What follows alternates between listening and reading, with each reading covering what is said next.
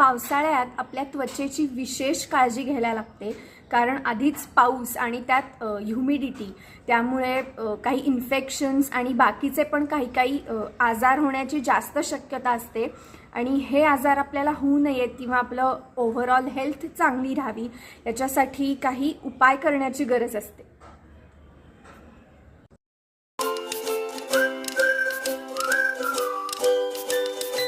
तसंच पावसाळ्यात अनेकांना व्हायरल फीवर, डेंग्यू, मलेरिया किंवा सगळ्या आत्ता जीवजंतूंचा पण ब्रीडिंगचा सीझन असतो, त्यामुळे जीवजंतूसुद्धा मोठ्या प्रमाणात ॲक्टिव्ह असतात. त्यामुळे बरेच जणांना असे छोटे मोठे आजार, अगदी सर्दीपासून ते डेंग्यू मलेरियापर्यंत इतके आजार होऊ शकतात. त्यामुळे ह्याच्यात आपलं फिजिकल, मेंटल आणि इमोशनल हेल्थ चांगलं ठेवणं खूप महत्त्वाचं असतं. त्यामुळे हा व्हिडिओ तुम्ही शेवटपर्यंत बघितलात तर मॉन्सूनमध्ये स्वतःची काळजी कशी घ्यावी ते तुम्हाला कळेल.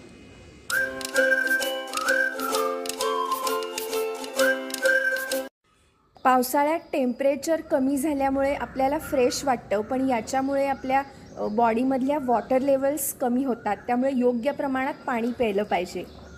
आणि पावसाळ्यात दमट हवेमुळे आपल्याला सारखा घाम येतो आणि या घामामुळे पण आपल्या शरीरातली पाण्याची पातळी कमी होते. आणि पाण्याची पातळी कमी झाल्यामुळे आपल्याला थकवा येणं, कधीकधी चक्कर येणं, डोकेदुखी किंवा इवन ड्राय स्किन यासारखे प्रॉब्लेम्स होऊ शकतात. त्यामुळे पावसाळ्यात नेहमी योग्य प्रमाणात पाणी प्यायलं पाहिजे.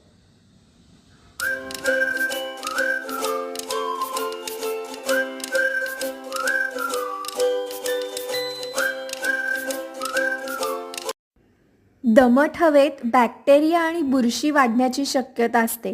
त्यामुळे पर्सनल हायजीनमुळे आपल्याला साबणाने हात धुवायची गरज असते.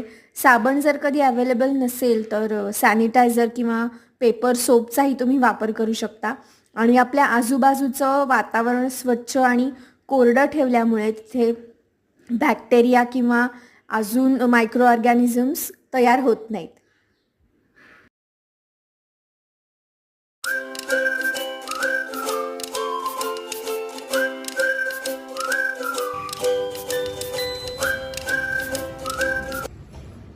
तुमची त्वचा नेहमी स्वच्छ आणि ओलसर ठेवणं आवश्यक आहे.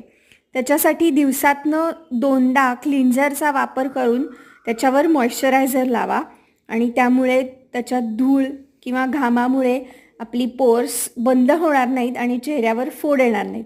आणि शिवाय स्क्रब असेल तर स्क्रब लावल्यामुळे स्किनवरच्या डेड सेल्स निघून जातील आणि मॉन्सूनमध्ये त्वचा अजून मोकळी होईल.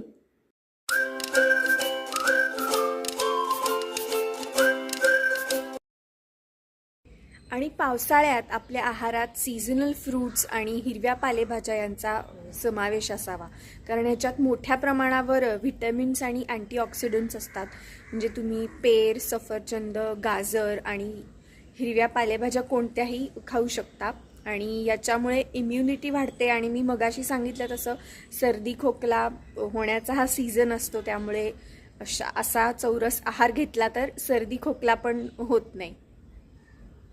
शिवाय गरम सूप्स, बरेचसे सूप्स तुम्हाला माहिती असतील, घरी पण करता येत असतील तसं, किंवा मसुराची डाळ किंवा फरसबी अशा भाज्या खाल्ल्यामुळे पावसाळ्यात त्यांचा खूप फायदा होतो. आणि शिवाय आल्याचा चहा कोणाला आवडत नाही, त्यामुळे नक्की आल्याचा चहा तुम्ही पीत जा पावसाळ्यात. आणि शिवाय दालचिनी, आणि आलं आणि दालचिनी याच्यामुळे शरीरात जर कुठे सूज आली असेल तर तीसुद्धा कमी व्हायला मदत होते. आणि एस्पेशली पावसाळ्यात स्वतःची काळजी घेणं खूप महत्त्वाचं असतं. त्यामुळे भरपूर पाणी पिणे, त्वचेची काळजी घेणे, हायजीन मेंटेन करणे, स्वतःची इम्युनिटी वाढवणे, हे सगळं करून तुम्ही आपली हेल्थ नक्कीच सुधारू शकता पावसाळ्यात. आणि पावसाळ्यातल्या प्लेझंट वेदरबरोबरच आपण जर का आहाराकडे लक्ष दिलं तर त्याचा नक्कीच फायदा होतो आपल्याला. त्यामुळे तुम्ही स्वतःची काळजी घेतलीत तर तुम्हाला पावसाळा नक्कीच एन्जॉय करता येईल. आणि हा व्हिडिओ तुम्हाला आवडला असेल तर हे चॅनल सबस्क्राईब करा. आणि ह्या चॅनलवरचा अजून पण खूप युजफुल आणि युनिक कंटेंट आहे, ते पण तुम्ही नक्की बघा. थँक्यू.